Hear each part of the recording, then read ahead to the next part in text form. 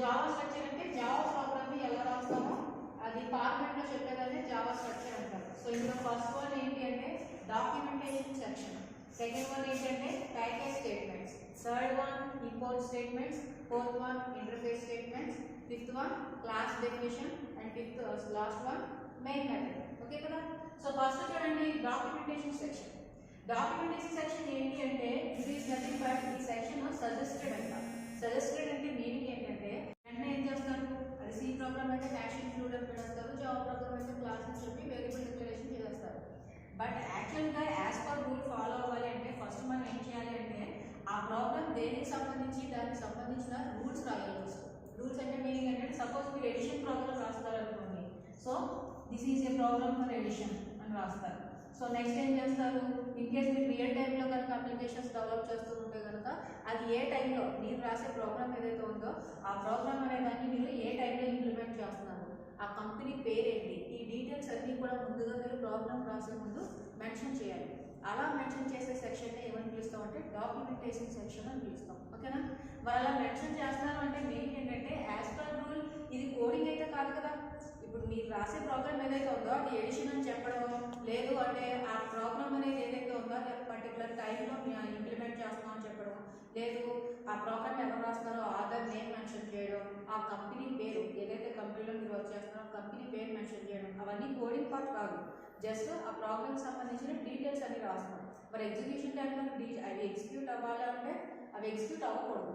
So వాటిని ఏం చేస్తాము అంటే డాక్యుమెంటేషన్ సెక్షన్లో మెన్షన్ చేస్తాం. Documentation section is nothing but comment section అన్నమాట. ఓకే. సో మనం ఏదైనా సరే ఒక ప్రోగ్రామ్ రాసేటప్పుడు కామెంట్ లైన్లో మెన్షన్ చేయాలి అంటే ఇలా స్లాష్ మార్క్స్ వాడాలి. దీని మీనింగ్ ఏంటంటే ఇది ఎగ్జిక్యూట్ అయ్యేటప్పుడు ఈ మీరు స్లాష్ మార్క్స్ అంటే కామెంట్, దీన్ని కామెంట్ సెక్షన్ అంటారు. ఈ కామెంట్ సెక్షన్లో మీరు ఏదైతే మెన్షన్ చేస్తారో ఎగ్జిక్యూషన్ చేసేటప్పుడు కంపైలర్ దాన్ని ఇగ్నోర్ చేస్తుంది అని అర్థం. అవి ఎగ్జిక్యూట్ అవ్వాలన్నమాట. అర్థమవుతుంది కదా.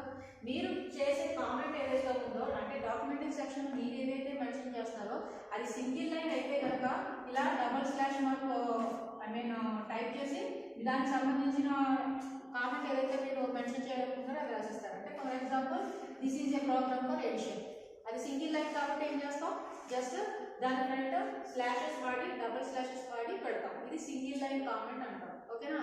అలా కాకుండా ఇదే ప్రోగ్రామ్ లో మీరు రాసిన ఆధార్ నేమ్ పెట్టాలి, టైం పెట్టాలి, మీరు ఆ కంపెనీకి సంబంధించిన నేమ్ పెట్టాలి, ఇలా మల్టిపుల్ లైన్స్ వచ్చాయనుకోండి, మల్టిపుల్ లైన్స్ కి సంబంధించి కామెంట్ సెక్షన్ రాయాలి అంటే స్లాష్ దీని యాస్ట్రిక్ సింబల్ అంటాం, యాస్ట్రిక్ వాడి ఇక్కడ మీరు ఏవైతే మెన్షన్ చేయాలనుకుంటున్నారో ఆ కామెంట్స్ అన్ని టైప్ చేసేసిన తర్వాత లాస్ట్ లో స్టార్ హ్యాష్ వాడాలి. అర్థమవుతుందా. సో ఫస్ట్ ఏంటన్నమాట documentation section is nothing but suggested, అంటే not compulsory but suggested. Suggested అంటే మీనింగ్ ఏంటంటే as per a good programmer గా మనం ఏదైనా ప్రోగ్రామ్ రాసేటప్పుడు కంపల్సరీ ఆ ప్రోగ్రామ్ దేనికి సంబంధించింది ఆ డీటెయిల్స్ అన్ని రాస్తాం. ఎడిషన్ అయితే ఎడిషన్, మల్టిప్లికేషన్ అయితే మల్టిప్లికేషన్, ఈ వరకు ఎడిషన్ ఇంప్లిమెంట్ చేసేటప్పుడు ఆ ప్రోగ్రామ్ సంబంధించిన నేమ్ డీటెయిల్స్ అన్ని రాస్తాం. మీరు రాసే డీటెయిల్స్ అంటే డాక్యుమెంటేషన్ సెక్షన్ లో మీరు ఏదైతే మెన్షన్ చేస్తున్నారో అది సింగిల్ లైన్ అయితే కనుక ఇలా స్లాష్ మార్క్ వాడతారు. అలా కాకుండా అది మల్టిపుల్ లైన్స్ అయితే కనుక అప్పుడు ఏం చేస్తాం, స్లాష్ యాస్ట్రిక్ సింబల్ వాడి మల్టిపుల్ లైన్స్ లో మీరు ఏవైతే కామెంట్ చేయాలనుకున్నారో అంటే డాక్యుమెంటేషన్ సెక్షన్ లో ఏవైతే టైప్ చేయాలనుకున్నారో అవన్నీ టైప్ చేసిన తర్వాత లాస్ట్ లో క్లోజింగ్ ఏం చేయాలి, యాస్ట్రిక్ స్లాష్ వాడాలి. This is for multiple lines comment కి, ఇది సింగిల్ లైన్ కామెంట్ కి.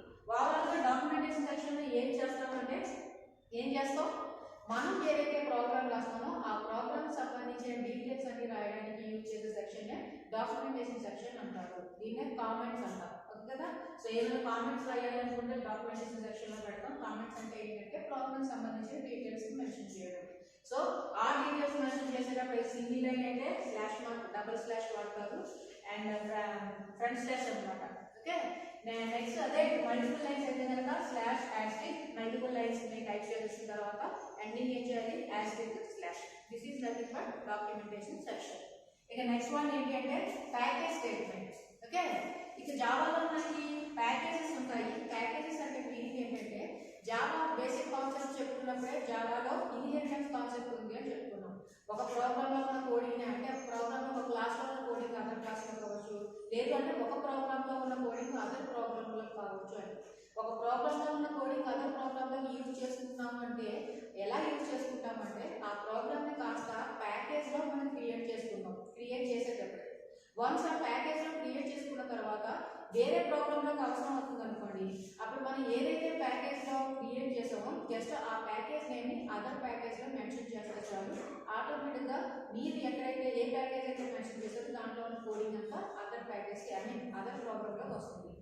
ఫస్ట్ ఏంటి అంటే package statement is nothing but మనం రాసిన ప్రోగ్రామ్ అంతా కూడా ఒక సింగిల్ నేమ్తో కనుక మనం యూజ్ చేసుకోవాలి అనుకుంటే ఆ ప్రోగ్రామ్ అంతా కూడా ప్యాకేజ్లో క్రియేట్ చేస్తాం. ఇలా క్రియేట్ చేయాలి అంటే మనం యూజ్ చేసే సింటాక్స్ ఏంటి అంటే ప్యాకేజ్ కీవర్డ్ వాడాలి, నెక్స్ట్ ప్యాకేజ్ నేమ్ మెన్షన్ చేయాలి, ప్యాకేజ్ నేమ్ లాస్ట్లో సెమికోలన్. ఇక నెక్స్ట్ ఏం చేస్తారు, మీరు రాయాల్సిన కోడింగ్ ఏదైతే ఉందో ఆ కోడింగ్ అంతా ఇక్కడ రాసేస్తారు. Class name, next method declarations, variable declarations అవన్నీ ఉంటాయి. ఓవరాల్ గా మీరు ఇచ్చిన క్లాస్ నేమ్ ఉంది చూడండి, నార్మల్ గా ప్యాకేజ్ లేకపోతే క్లాస్ నేమ్ తో సేవ్ చేస్తాం, ప్యాకేజ్ ఉన్న క్లాస్ నేమ్ తో సేవ్ చేస్తాం. బట్ ఇక్కడ మనం ఏం చేస్తాం అంటే ప్యాకేజ్ ని క్రియేట్ చేస్తాం కదా, ఇప్పుడు వేరే ప్రోగ్రామ్ లో నాకు ఈ క్లాస్ అనేది కావాలనుకోండి, సింపుల్ గా ఏం చేస్తాం అంటే ఈ ప్యాకేజ్ నేమ్ తో ఈ ఓవరాల్ కోడింగ్ అంతటిని కూడా వేరే ప్రోగ్రామ్ లో యూజ్ చేసుకుంటాం, ఒకే ఒక నేమ్ తో ప్యాకేజ్ నేమ్ తో. ఓకే కదా, సో మనం రాసిన ప్రోగ్రామ్ ఏదైతే ఉందో ఆ ప్రోగ్రామ్ ని కాస్త ఒక ప్యాకేజ్ ఫామ్ లో క్రియేట్ చేయడానికి మనం ప్యాకేజ్ యూజ్ చేస్తాం. ఓకే, సో కంపల్సరీ మనం జావాలో రాసే ప్రతి ప్రోగ్రామ్ ప్యాకేజ్ ఫామ్ లో క్రియేట్ చేయాల్సిన అవసరం ఉందా అంటే అవసరం లేదు. మనం రాసిన నెసెసిటీని బట్టి ఆ ప్రోగ్రామ్ అనేది అంటే మనం రాసిన కోడింగ్ అనేది వేరే ప్లేస్ లో కూడా యూజ్ అవుతుంది, కంపల్సరీ యూజ్ చేయాలి అంటే అదర్ ప్రోగ్రామ్ లో కూడా కంపల్సరీ యూజ్ చేయాలి అనే నెసెసిటీ ఉంటే అప్పుడు మాత్రమే ప్యాకేజెస్ క్రియేట్ చేస్తాం, లేకపోతే క్రియేట్ చేయం. అందుకోసమే దీనికి కూడా ఏమన్నాడు అంటే ఆప్షనల్ అన్నాడు. మా ప్యాకేజ్ అంటే మా ప్రోగ్రామ్ యొక్క నెసెసిటీని బట్టి ప్యాకేజ్ క్రియేట్ చేస్తాం, క్రియేట్ చేయకపోవచ్చు. ఓకే, సో అవసరం అయితే క్రియేట్ చేసుకుంటాం. ఇన్ కేస్ క్రియేట్ చేయాలి అంటే సింటాక్స్ ఏంటి అంటే ప్యాకేజ్ నేమ్. ఈ ప్యాకేజ్ అనేది ఎప్పుడు క్రియేట్ చేయాలి అంటే వన్స్ మీరు డాక్యుమెంటేషన్ సెక్షన్ మెన్షన్ చేసిన తర్వాత మాత్రమే. ఇన్ కేస్ మీరు ప్యాకేజ్ ఏమైనా క్రియేట్ చేసేటట్టయితే నెక్స్ట్ క్రియేట్ చేయాల్సిన నెక్స్ట్ మీరు మెన్షన్ చేయాల్సిన కోడింగ్ ఏంటంటే ప్యాకేజ్ క్రియేషన్ ని మెన్షన్ చేయాలి. ఇలా ప్యాకేజ్ క్రియేట్ చేయాలంటే ఏం చేస్తారు, package space package name. Okay, ఇది సెకండ్ సెక్షన్. ఇక థర్డ్ సెక్షన్ చూడండి, ఇంపోర్ట్ స్టేట్మెంట్. ఇప్పుడు ఏం చెప్పుకున్నాం మనం, మన ప్రోగ్రామ్ ఏదైతే ఉందో జావా ప్రోగ్రామ్, ఆ ప్రోగ్రామ్ ని కనుక ప్యాకేజ్ లో పెట్టుకుంటే అదర్ ప్రోగ్రామ్ రాసేటప్పుడు మీరు ముందుగా రాసిన ప్రోగ్రామ్ లో ఉన్న కోడింగ్ అవసరమైతే సింపుల్ గా ప్యాకేజ్ ని యూజ్ చేసుకోవచ్చు అని చెప్పాను. అది ఎలా యూజ్ చేసుకోవచ్చు అంటే ఆ ప్యాకేజ్ ని ఇంపోర్ట్ చేసుకోవడం ద్వారా యూజ్ చేసుకోవచ్చు. ఫర్ ఎగ్జాంపుల్ ఇక్కడ చూడండి, ప్యాకేజ్ నేమ్ అని ప్యాకేజ్ క్రియేట్ చేశారు. ఇక్కడ క్లాస్ సపోజ్ శాంపుల్ ఒక క్లాస్ క్రియేట్ చేశారు. సంథింగ్ ఇక్కడ మీకు సంబంధించిన కోడింగ్ అంతా రాస్తారు, క్లోజ్ చేస్తారు. ఇది ఒక ప్రోగ్రామ్. ఈ ప్రోగ్రామ్ రాస్తే ఏం చేస్తారు, మీరు ప్యాకేజ్ లో ప్లేస్ చేసుకున్నారు. ఇప్పుడు నేను ఇంకొక ప్రోగ్రామ్ రాస్తున్నాను, సపోజ్ క్లాస్ ఎడిషన్ అని. నాకు ఈ ఎడిషన్ లో శాంపుల్ లో ఉన్న కోడింగ్ కాస్త ఇక్కడ కావాలి. ఓకే, సో ఇలా కావాలి అంటే ఆల్రెడీ శాంపుల్ అనే కోడింగ్ ఏదైతే ఉందో, క్లాస్ కోడింగ్ ఏదైతే ఉందో దాన్ని ఒక ప్యాకేజ్ పేరుతో క్రియేట్ చేశాను. సో ఇప్పుడు ఈ ప్యాకేజ్ లో ఉన్న ఈ క్లాస్ కావాలి కాబట్టి నాకు ఇప్పుడు నేను సింపుల్ గా ఏం చేస్తానంటే ఇంపోర్ట్ కీవర్డ్ వాడి ఈ ప్యాకేజ్ ని నేను యూజ్ చేసుకుంటాను. Import package name. ఓకేనా, సో ఎప్పుడైతే ఇంపోర్ట్ ప్యాకేజ్ నేమ్ అన్నానో ఆటోమేటిక్గా ఈ నేమ్ తో ఉన్న ప్యాకేజ్ ఏదైతే ఉందో ఆ ప్యాకేజ్ లో ఉన్న కోడింగ్ అంతా కూడా మనకి ఈ ప్రోగ్రామ్ లో వచ్చేస్తుంది. ఓకే, అందుకోసం ప్యాకేజ్ క్రియేట్ చేస్తాం అన్నమాట. ఒక జావా ప్రోగ్రామ్ ప్యాకేజ్ లో క్రియేట్ చేస్తే ఆ ప్యాకేజ్ ని మనం వేరే అదర్ ప్రోగ్రామ్ లో యూజ్ చేసుకోవాల్సి వస్తే సింపుల్ గా ఏం చేయొచ్చు, ఆ ప్యాకేజ్ ని ఇంపోర్ట్ చేసుకోవడం ద్వారా ఆ కోడింగ్ అంతా కూడా అదర్ ప్రోగ్రామ్ లోకి యూజ్ చేసుకోవచ్చు. ఇలా ఇంపోర్ట్ చేసుకునేటప్పుడు మళ్ళీ 2 రూల్స్ ఉంటాయి. మీకు ఓవరాల్ గా ఇక్కడ ఒకే క్లాస్, ఒక జావా ప్రోగ్రామ్ లో ఒకే క్లాస్ ఉండాలా అంటే ఒకే క్లాస్ ఉండాలన్న రూల్ లేదు. నెంబర్ ఆఫ్ క్లాసెస్ ఉండొచ్చు. సపోజ్ ఇక్కడ క్లాస్ శాంపుల్ అన్నాను, నెక్స్ట్ ఇంపోర్ట్ తీసుకున్నాను క్లాస్ ఎగ్జాంపుల్ అన్నాను. ఇక్కడ 2 క్లాసులు ఉన్నాయి. ఓకే, ఈ 2 క్లాసులు కాస్త ప్యాకేజ్ నేమ్ 1 అనే ప్యాకేజ్ లో ఉన్నాయి. ఇప్పుడు నేను అదర్ ఇంకొక ప్రోగ్రామ్ రాస్తున్నాను. ఈ ప్రోగ్రామ్ లో నాకు ప్యాకేజ్ 1 లో ఉన్న శాంపుల్ అనే క్లాస్ లో ఉన్న కోడింగ్ కావాలి. ఓకేనా, ఓవరాల్ గా 2 క్లాసులు అవసరం లేదు, కేవలం శాంపుల్ అనే కోడింగ్ ఆ క్లాస్ మాత్రమే కావాలి. ఇప్పుడు నేను ఏం చేస్తానంటే ఇంపోర్ట్ చేసుకుంటాను ప్యాకేజ్ నేమ్ 1 అనే దాన్ని. అందులో కూడా నాకు మొత్తం అవసరం లేదు, ఏం కావాలి, కేవలం శాంపుల్ అనే క్లాస్ మాత్రమే కావాలి కాబట్టి డాట్ శాంపుల్ అన్నాను. ఇప్పుడు ఏమవుతుందంటే ప్యాకేజ్ నేమ్ 1 లో ఉన్న శాంపుల్ అనే క్లాస్ కాస్త నా ప్రోగ్రామ్ లోకి వచ్చేస్తుంది. అర్థమైంది కదా, సో మనం ఒక ప్యాకేజ్ ని ఇంపోర్ట్ చేసుకునేటప్పుడు అవసరమైతే మొత్తం ప్యాకేజ్ లో ఉన్న క్లాసెస్ అన్ని ఇంపోర్ట్ చేసుకోవచ్చు, లేదు అంటే ఆ ప్యాకేజ్ లో ఉన్న ఏ క్లాస్ కావాలో ఆ క్లాస్ మాత్రమే ఇంపోర్ట్ చేసుకోవచ్చు. ఆ ప్యాకేజ్ లో ఉన్న ఒక క్లాస్ మాత్రమే కావాలి అనుకుంటే సింపుల్ గా ఏం చేస్తామంటే ప్యాకేజ్ ఇంపోర్ట్ కీవర్డ్ వాడతారు. ఇంపోర్ట్ తర్వాత ఆ ప్యాకేజ్ నేమ్ వాడతారు. దాని తర్వాత ఏ క్లాస్ అయితే కావాలనుకుంటారో ఆ క్లాస్ నేమ్ వాడతారు. మరి ప్యాకేజ్ నేమ్ కి క్లాస్ నేమ్ కి సెపరేట్ చేస్తూ ఏం వాడాలి అంటే డాట్ సింబల్ వాడాలి. స్పేసెస్ ఏమీ ఇవ్వకూడదు. జస్ట్ ఇంపోర్ట్ అనే కీవర్డ్ కాబట్టి స్పేస్ ఇచ్చి ప్యాకేజ్ నేమ్ డాట్ ఆ ప్యాకేజ్ లో మీకు ఏ క్లాస్ కావాలనుకుంటారో ఆ క్లాస్ నేమ్ పెట్టి ఫైనల్ గా సెమీకోలన్ పెట్టారు. సో ఇప్పుడు ఏమవుతుంది సింపుల్ గా ఆ ప్యాకేజ్ నేమ్ లో ఉన్న ఆ క్లాస్ కాస్త మన ప్రోగ్రామ్ లోకి వచ్చేస్తుంది. అంటే ఆ క్లాస్ రావాలంటే ఆ క్లాస్ లో ఏదైతే కోడింగ్ ఉందో ఆ కోడింగ్ అంతా వచ్చేస్తుంది. లేదు అలా కాదు నాకు మొత్తం ఆ ప్యాకేజ్ లో మొత్తం కోడింగ్ అంతా కావాలి అనుకోండి అప్పుడు సింపుల్ గా ఏం చేస్తారు ఇంపోర్ట్ ఆ ప్యాకేజ్ నేమ్ ఏదైతే ఉందో ప్యాకేజ్ నేమ్. ఇలా అంటే ఈ ప్యాకేజ్ లో ఉన్న అన్ని క్లాసెస్ వచ్చేస్తాయి. అలా కాదు నాకు అన్ని క్లాసెస్ అవసరం లేదు కేవలం ఒక సింగిల్ క్లాస్ మాత్రమే కావాలి అనుకుంటే సింపుల్ గా ఆ ప్యాకేజ్ నేమ్ లో ఉన్న ఆ క్లాస్ ని కాస్త మెన్షన్ చేస్తారు. ప్యాకేజ్ నేమ్ కి క్లాస్ నేమ్ కి మధ్యలో సెపరేట్ చేస్తూ ఏం వాడాలి డాట్ సింబల్ వాడాలి. ఫైనల్ గా సెమీకోలన్ వాడాలి. This is nothing but import statement. ఇది కూడా మీకు ఆ ప్యాకేజ్ అవసరం అయితేనే సపోజ్ మీరు ఏ ఎడిషన్ అంటే ల్యాబ్ వరకు చూద్దాం ఏ ఎడిషన్ ప్రోగ్రామ్ సబ్ట్రాక్షన్ ప్రోగ్రామ్ కావాలనుకోండి అప్పుడు వేరే ప్యాకేజ్ లో ఉన్నది ఏం అవసరం లేదు కదా. సో అలా కాకుండా మనం అదర్ ప్యాకేజ్ లో ఉన్నవి యూజ్ చేసుకోవాల్సినప్పుడు మాత్రమే ప్యాకేజ్ యూజ్ చేస్తాం. So this is also optional section. ఓకేగా. సో ఫస్ట్ ఏంటంటే డాక్యుమెంటేషన్ సెక్షన్ ఉంటుంది. అది ప్రోగ్రామ్ సంబంధించిన డీటెయిల్స్ అవి రాస్తాం. సెకండ్ వన్ ఏంటంటే ప్యాకేజ్ స్టేట్మెంట్. ఇన్ కేస్ మన ప్రోగ్రామ్ ఏదైనా సరే ఒక ప్యాకేజ్ లో క్రియేట్ చేసుకోవాలి అనుకుంటే సింపుల్ గా ప్యాకేజ్ స్టేట్మెంట్ వాడచ్చు. సో అలా వాడాలి అంటే ఏంటి సింటాక్స్ అంటే package space package name semicolon. ఎప్పుడైతే మీరు అలా మెన్షన్ చేస్తారో మన ప్రోగ్రామ్ అంతా కూడా సింపుల్ గా ప్యాకేజ్ నేమ్ తో క్రియేట్ అయిపోతుంది. ఇలా క్రియేట్ అయిన ప్యాకేజ్ ని మనం అదర్ ప్రోగ్రామ్ లో యూజ్ చేసుకోవాలి అంటే అప్పుడు యూజ్ చేసే కీవర్డ్ ఏంటి అంటే ఇంపోర్ట్ స్టేట్మెంట్. ఇంపోర్ట్ తర్వాత స్పేస్ ఇచ్చి మీరు ఏదైతే ప్యాకేజ్ ని ఇంపోర్ట్ చేసుకోవాలనుకున్నారో ఆ ఇంపోర్ట్ చేసుకోవాల్సిన ప్యాకేజ్ ని ఇచ్చి సెమీకోలన్ ఇస్తారు. Okay. So that is nothing but import statement section. అలా కాకుండా ఆ ప్యాకేజ్ మొత్తం కాదు నాకు ఆ ప్యాకేజ్ లో ఉన్న పర్టికులర్ సెక్షన్ క్లాస్ కావాలి అనుకుంటే సింపుల్ గా package name dot class name semicolon. So ఇప్పుడు ఏమవుతుంది మనం ఆ ప్యాకేజ్ లో ఉన్న ఆ క్లాస్ మాత్రమే మనం యూజ్ చేసుకుంటాం. ఇలా ఈ విధంగా ప్యాకేజ్ ని ఇంపోర్ట్ చేసుకునేటప్పుడు ఓవరాల్ ప్యాకేజ్ ని ఇంపోర్ట్ చేసుకోవచ్చు. లేదు అంటే ఆ ప్యాకేజ్ లో ఉన్న పర్టికులర్ క్లాస్ ని కూడా మనం ఇంపోర్ట్ చేసుకోవచ్చు. ఇలా ఇంపోర్ట్ చేసుకోవడం కూడా మనకి అవసరమైతేనే ఇంపోర్ట్ చేసుకుంటాం తప్ప జావా ప్రోగ్రామ్ రాసినప్పుడల్లా ఇంపోర్ట్ చేసుకోవాలన్న రూల్ ఏమీ లేదు. సో కాబట్టి this is also optional section. ఇక నెక్స్ట్ వన్ చూడండి interface statement.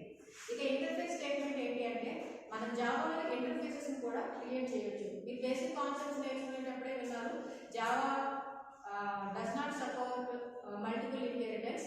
But multiple inheritance support చేయదు కానీ మల్టిపుల్ ఇన్హెరిటెన్స్ అనే యూజ్ చేయాల్సిన సిచ్యువేషన్ వచ్చినప్పుడు ఆ ప్లేస్ లో ఏం యూజ్ చేయాలి అంటే ఇంటర్ఫేస్ స్టేట్మెంట్ యూజ్ చేయాలి. ఓకే. సో ఇంటర్ఫేసెస్ క్రియేట్ చేస్తాం అన్నమాట. సో ఇంటర్ఫేసెస్ కూడా ఎప్పుడు క్రియేట్ చేస్తాము మల్టిపుల్ ఇన్హెరిటెన్స్ అవసరమైనప్పుడు మాత్రమే ఇంటర్ఫేస్ స్టేట్మెంట్ వాడతాం. ఇన్ కేస్ మనం అసలు ఇంటర్ఫేస్ స్టేట్మెంట్ అంటే మల్టిపుల్ ఇన్హెరిటెన్స్ వాడట్లేదు అనుకోండి అప్పుడు అసలు ఇంటర్ఫేస్ అవసరమే లేదు. కాబట్టి this is also optional section. Java program రాస్తున్నాం కదా ప్రతిసారి ఇంటర్ఫేస్ స్టేట్మెంట్ క్రియేట్ చేసేయాలంటే యూసేజ్ ఉంటే క్రియేట్ చేస్తాం లేకపోతే లేదు. యూసేజ్ ఎప్పుడు వస్తుంది అంటే మల్టిపుల్ ఇన్హెరిటెన్స్ ఏదైనా ప్రోగ్రామ్ రాయాల్సి వస్తే వస్తుంది లేకపోతే లేదు. సో కాబట్టి this is also optional section. ఇందుకీ ఇంటర్ఫేస్ ని ఎలా క్రియేట్ చేస్తాము అంటే ఇంటర్ఫేస్ కీవర్డ్ వాడాలి. మీరు ఎలా అయితే క్లాస్ క్రియేట్ చేయాలంటే క్లాస్ కీవర్డ్ వాడతారో ఇంటర్ఫేస్ క్రియేట్ చేయాలంటే ఇంటర్ఫేస్ కీవర్డ్ వాడతారు. నెక్స్ట్ స్పేస్ ఇచ్చి interface name. Next braces open చేస్తారు. యాజ్ యూజువల్ గా క్లాస్ లో ఎలా అయితే వేరియబుల్ డిక్లరేషన్ మెథడ్ డిక్లరేషన్ ఉంటుందో ఇక్కడ కూడా వేరియబుల్ డిక్లరేషన్ మెథడ్ డిక్లరేషన్ ఉంటుంది. ఓకే. నెక్స్ట్ ఫైనల్ గా ఏం చేస్తారు క్లోజ్ చేస్తారు. ఓవరాల్ గా ఇంటర్ఫేస్ దేనికోసం అంటే మల్టిపుల్ ఇన్హెరిటెన్స్ ఏదైనా అవసరమైతే కనుక అప్పుడు మనం ఇంటర్ఫేస్ స్టేట్మెంట్ యూజ్ చేస్తాం. ఈ ఇంటర్ఫేస్ స్టేట్మెంట్ కూడా ఎప్పుడు యూజ్ చేస్తాం ఎప్పుడు యూజ్ చేయాలంటే మనకు నచ్చినప్పుడు కాదు. మీరు ఎప్పుడైతే ప్యాకేజ్ డిక్లరేషన్ కంప్లీట్ అయిపోతుందో అప్పుడు మాత్రమే ఇంటర్ఫేస్ స్టేట్మెంట్ వాడాలి. అర్థమవుతుంది కదా. ప్యాకేజ్ స్టేట్మెంట్ అంటే ఫస్ట్ ప్యాకేజెస్ ఏమైనా కావాలనుకుంటే ఫస్ట్ మనం ఏం చేయాలి ఇంపోర్ట్ చేసిన తర్వాత ప్యాకేజ్ డిక్లేర్ చేయకూడదు. ప్యాకేజ్ డిక్లరేషన్ అయిన తర్వాత మాత్రమే ఇంపోర్ట్ చేయాలి. ఇంపోర్ట్ కంప్లీట్ అయిపోయిన తర్వాత నెక్స్ట్ మీకు ఏదైనా ఇంటర్ఫేసెస్ వాడాల్సి వస్తే నెక్స్ట్ స్టెప్ లో ఏం చేయాలన్నమాట ఇంటర్ఫేస్ స్టేట్మెంట్ చేయాలంటే ఇంటర్ఫేస్ స్టేట్మెంట్స్ యూజ్ చేయాలి. ఇంటర్ఫేస్ ని క్రియేట్ చేయాలి అంటే కీవర్డ్ ఏంటి ఇంటర్ఫేస్ కీవర్డ్ వాడతాం. స్పేస్ ఇచ్చి interface name. Next as usual గా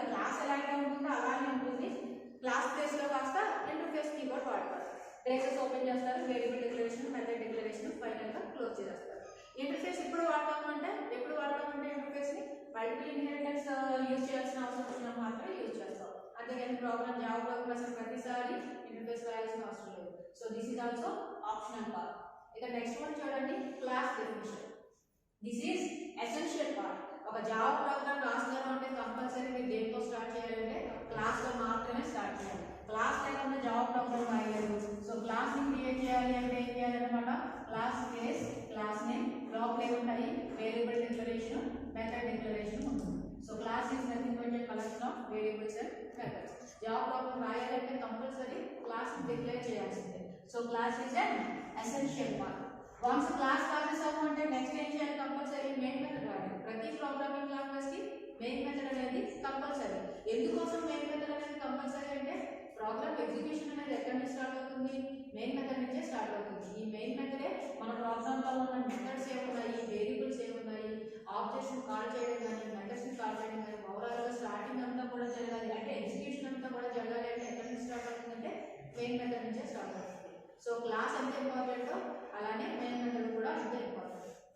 మెయిన్ మెథడ్ దీనికనే కాదు, ప్రతి ప్రోగ్రామింగ్ లాంగ్వేజ్ కి మెయిన్ మెథడ్ అనేది compulsory. So this is also essential part. Okay కదా.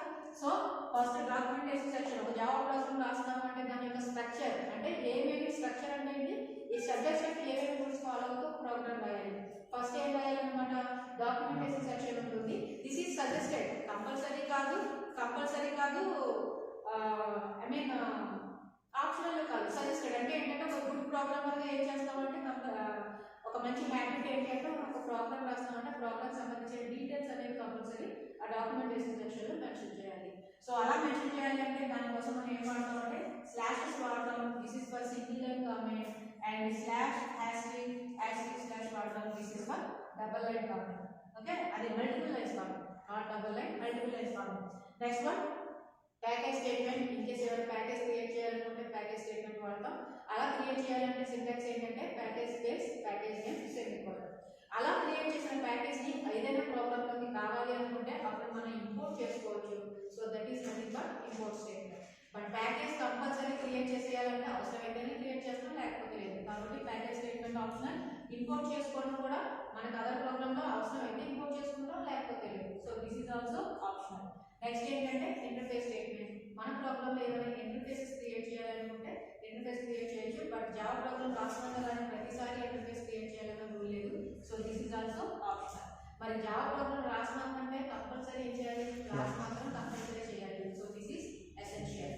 మరి క్లాస్ రాసామంటే క్లాస్ ఎంత ఇంపార్టెంట్, ప్రోగ్రామ్ ని మెయిన్ మెథడ్ కూడా అంతే important. So main method is also essential. ఎందుకోసం అంటే ఒక ప్రోగ్రామ్ ఎగ్జిక్యూషన్ అవ్వాలి అంటే కంపల్సరీ ఎక్కడి నుంచి స్టార్ట్ అవుతుంది, మెయిన్ మెథడ్ నుంచే స్టార్ట్ అవుతుంది.